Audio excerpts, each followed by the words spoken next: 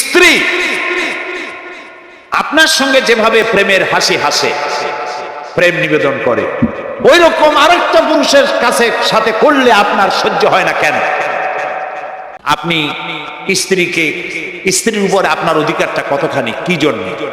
আপনার স্ত্রীর যে হাসি, যে মিষ্টি হাসি, যা আপনার প্রাণ কেড়ে নেয়, ওই হাসিতে আপনার কোনো অবদান আছে? বলেন। তার যে টানা টানা চোখ, সুন্দর ভ্রু, মাথায় অনেক লম্বা চুল, শরীরটা সুন্দর, যৌবন, রূপ, এর ভেতরে আপনার কোনো অবদান আছে? হ্যাঁ আছে, একটু তো আছেই। আপনি যে মুখ দিয়ে বউটা হাসে, সেই ঠোঁটে একটু লিপস্টিক লাগাইছেন। যে চোখের জন্য আপনি পাগল, সেই চোখে একটু কাজল লাগাইছেন। শরীরটাকে পেঁচাবার জন্য সুন্দর একটা শাড়ি কিনে দিয়েছেন।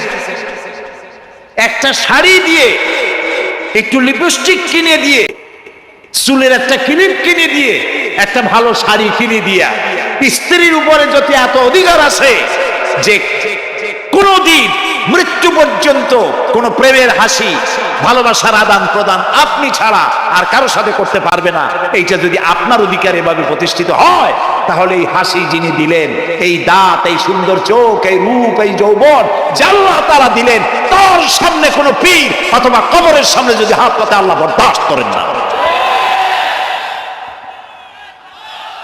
কথা কি বুঝে আসছে? কথা বুঝে আসছে? আলহামদুলিল্লাহ বলো। আলহামদুলিল্লাহ। বুঝলেই আমাদের কষ্ট সার্থক। আলহামদুলিল্লাহ বলো। আমরা যেন আল্লাহরে চিনতে পারি, বুঝতে পারি। আমার বিশ্বাস করুন, কোরআন আমার সামনে, আল্লাহর কসম, কোন জীবিত পীর, কোন মৃত্যু পীর আমার ভাগ্যের ভালো বা মন্দ করার কোন অধিকার রাখে না, রাখে না, রাখে না।